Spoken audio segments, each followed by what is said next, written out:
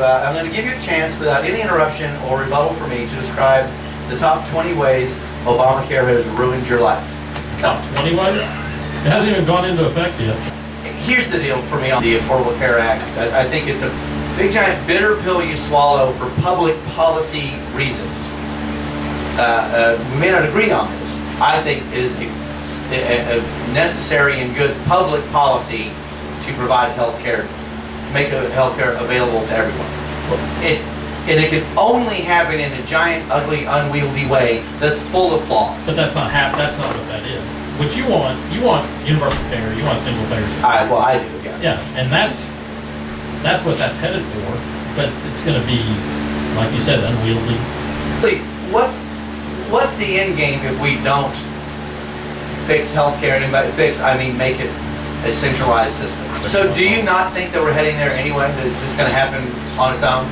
Because I do. I think you're asking me what I think or what I want? You can ask the question to yourself.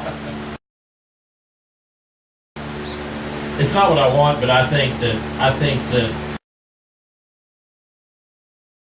society, I think the country's headed toward universal care, Medicare for everybody.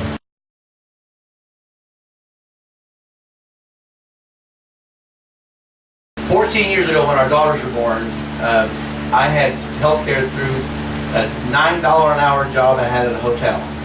Our monthly premium for full family coverage was $100 a month. We have health care through the school system, Blue Cross Blue Shield.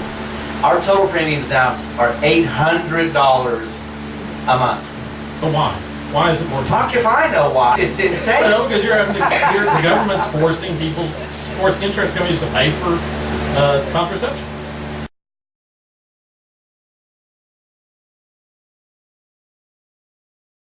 That's one reason. The more regulation there is, the more things that they require. You're chalking this up to regulation. That's one reason. It's a reason. It's a reason. It's a reason. What else is it? You tell me what else it is, because you've only offered one. I think regulation. I think lawsuits. I think. How many insurance companies trying to make more of a profit? Hold it. Wait a minute. Back up the tape. Exactly. Yes. Come on now. If we're ranking problems, if we're ranking causes. I think the cost of equipment, the cost of medicine, everything. I think that But how do we control that cost? If we're going to control it with the government? No. Well, I think we have to get the insurance companies out of it. Go to all cash. Well, just get them out of it. And let the government be. That's what it has to be. I did the math. We pay something like 13 or 14% of our gross income just to carry a fucking card in her purse. That we're scared to use. Now, that is not sustainable. Except for the problem is, if it wasn't that expensive. It is. I mean, that's the problem. I got to pay stuff. I think I understand. It's exactly that. That's all I mean. I know you don't. People use the hospital too much. People will use health. We don't. We're scared to go there. I'm the same way. That's the last place I want to go. Well, But like I have a client who he's accused of assaulting his girlfriend, and we got her hospital records for a year. Not just the time she went for the assault, but for the whole year. And it was go to the emergency room for a stomach ache. Go to the emergency room because they've got a head cold. That just drives costs. Is she Medicaid patient? Probably not Medicaid. Healthcare is disappearing from rural areas. So we're really dealing with a growing geographic percentage of the country that doesn't have access. And see, we didn't have that problem 20 years ago. What happened? What's happened in the last 20 years? Grotesque greed. Can I go with that, Alex? Oh, I don't. That might just be one thing. It might be one thing, but it might be the big thing. Heather, do you have an opinion on this, Connie? You don't really want my opinion. Are you talking to Bruce or me? Well, actually, to both of you, because I've had experience on both sides. Having been. Come here. At least I'm better dressed. We've only had one guest horn in on a show, and it's been her twice. I've heard No, we love Heather. This is Heather Silvio. You're a PhD. Doctor of psychology. Doctor of psychology. Well, I don't know if that's, I actually don't know if that's more or less than what I said. Depends on who you ask. I have had both experiences of being part of the typical corporate side of it, as well as when I was on active duty, having full, complete coverage of healthcare. Neither one is sustainable. That's the problem. One of the things I noticed about when I worked in a system where healthcare was free for all active duty members is people went to their doctors for every little thing under the sun. I don't think that that is sustainable. I mean, one of the hugest costs within the military is the rising healthcare costs. That's why they've started talking about reducing what veterans get, retirees, that sort of thing. And I'm not going to get into that piece of it, but I've also seen the other side. Yeah. I worked as a forensic psychologist in New York City, and I had your typical, I pay in, I have a copay, that kind of thing. And that worked well enough for what it was. But when I was between going on active duty and having that job, I didn't have any insurance. Yeah. And it was almost impossible for me to get treatment. Yeah. That I could remotely afford in New York City being unemployed. Hey, lucky you. And luckily I ended up getting, I got A great spot in a bus station. No, it was actually, I ended up, I contracted scarlet fever from a movie set. It was lucky. And I called my former doctor that I had while I had insurance to find out where there was a free clinic I could go to. And thank goodness he took pity on me. He saw me for no cost, gave me a prescription. But that was the kindness of strangers sort of thing. Yeah. If I had not had insurance, I don't know what it would be. So something needs to change. I definitely think something needs to change. Well, but this idea that we can just go and everything will be covered is also not sustainable. I don't know what the answer is. But I think the sustainability issues you're describing are wholly different. One is lack of sustainability as a business model. It's just too expensive. Sure. And then the other one is more of a culture of use. A behavioral problem. Yes, ma'am. You know how I work on the ambulance? Yes, you work in the ambulance service. Okay. A problem that I'm seeing is there's several people that think that the Medicare, Medicaid card is a visa. And you show up on scene and they're like, I have to let you know right now this is not an emergency and you will be responsible for a bill. And it may not be covered by Medicare. They don't really care if you're constipated. I have had to go get people for constipation at 3 a.m. And they said, here's my Medicare card. I'm like, Everything about that's funny. it's like pain behind the eyes during urination. What? Stop peeing there. I mean, they think that they can just go, they have this card and that just trumps everything. Well, and that's education, and that's people that are ignorant. That's people, and obviously, if you are a recipient of free health care, so you're not going to scrutinize it the way Candace and I do, whether one of our kids has something or another. So I think that's a natural thing. I don't think it's a fatal thing. I don't think it's something that should be disqualifying against the argument toward a single payer system. It's just people are going to develop new habits.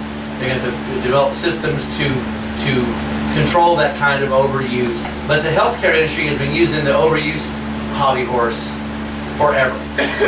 And they are the piñata that they knock around, and they throw out anecdotes about how we have this person that has pain behind their eyes when they pee, and they want to come get, and anecdotes to me aren't really they don't really explain the situation, and they certainly don't create a disqualifying argument. The one thing I would tell people who are for the single payer system is the costs are going to be out of control no matter what, whether it's a market system or whether it's government running it, doesn't matter. The costs are going to be out of control. And they're going to have to cut costs. The way they cut costs is to Death camps. death panels. Death I panels. wasn't going to talk about death panels. We can talk about that. But they're going to start telling people. I made it worse. I made it death camps. Now that's if you disagree with Obama, you go to a death camp. I'm sorry, interrupt, please. Go ahead. No, I'm just saying, they're going to start saying, okay, you can't smoke anymore. well, you can't tell me I can't smoke, it's legal. Well, we're gonna have to make it illegal because it's running up healthcare costs. Or you can't drink anymore, or you can't eat McDonald's anymore, or I'm too fat, so I've gotta lose 50 pounds, or or I go to a dentist. Where is that happening? It could happen. Well, hell, a monkey could fly out of my ass. I mean, it's not gonna happen. I mean, England, France, They ration Germany. care, they ration care. French people smoke like maniacs. Well, now, nice pivot from they're gonna make you stop eating hamburgers to they ration care. Not the same thing. I know, but once they start rationing care, I don't think people understand that that's gonna happen. Well, People are gonna say, well, the government's gonna give me everything free, But- and then when they come in and start rationing care, and they go, Well, hey, wait, why but don't I get the Bruce, same care my parents got, or my grandparents? care's already being rationed. I mean, let's be Is real it here. not- I don't agree with that. What? If a person wants to go to the hospital, they go to the hospital. If someone's sick, they go to the hospital, no one turns them away. People get turned away all the time. Where? You were trying to get health care, Heather, and you could not get health care until someone gave it to you for free. So, she got help care. Oh, that's the plan. The kindness of strangers. She said the kindness of strangers. That is not a plan, and that's not anywhere in the 2,700 pages of the ACA. And I want to talk just the last little segment here. My brother's in insurance, and I'm writing appellate briefs for him, and he's representing people that have been tried and convicted of felonies, and are now they've applied for they've filed an appeal.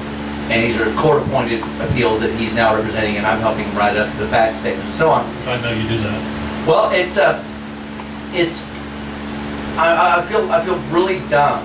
I feel like really naive, even though, you know, I attended and paid attention for 2 years of law school. Have always been at least somewhat mindful, and I thought knowledgeable of the way things work. I've watched Law and Order for years. You've about got it. And Here's your, let me give you my bar card. I know it's a transferable signing, like signing a car over. Title transfer. What I have been shocked is by how flimsy a case the state can convict with. And the cases I'm seeing are cartoonishly awful prosecutions. It's almost like whether there's evidence or no evidence, they can still convict. So what does that make you? Is that the world you live in? Oh yeah, it's the one I live in. I think that there's some things that we think about the criminal justice world, or about the criminal trials that really aren't true. You know, we talk about the state having the burden of proof, which they do. But I think that's a joke because everyone says, well, they wouldn't have been arrested if they hadn't done something. You know, I just don't know how guys in your business don't hang yourselves. Well, thank you. A couple of the cases I've worked on involved sexual assault with underage victims. And obviously, you know, as soon as you say that, it's a toxic subject. No, everybody, even right here. Well, see, you're almost answering your question right there. That's right. Yeah, that's where I'm going. You're right. Yeah. That's where I'm going. Because it's such a toxic thing. People go, well, something happened to this child. Did something happen to this child? And we've got a person who's on trial right here. And the only evidence we have, typically, in a case like that, is the child. The child saying it happened. The part that's been most offensive to me have been the testimony by these assault counselors, SANE nurses. the SANE nurses, who they take the initial statement from the child, and the first documentation of the child's version is an uncontested. Just an interview. It's an interview, and they testify in these cases, and as experts, and then they're allowed to say to this jury that is wholly relying on every word that comes from this expert's mouth, and they're allowed to say that both the presence of evidence of sexual assault, and I won't get any more graphic than that, both the presence of evidence and the lack of presence of evidence are both consistent with sexual assault. Yes. That a lack of detail in the child's story, as well as a quantity of detail in the child's story, are both consistent with sexual assault. So it boils down to, and they turn around and say, well, whether we have evidence or no evidence, the House wins.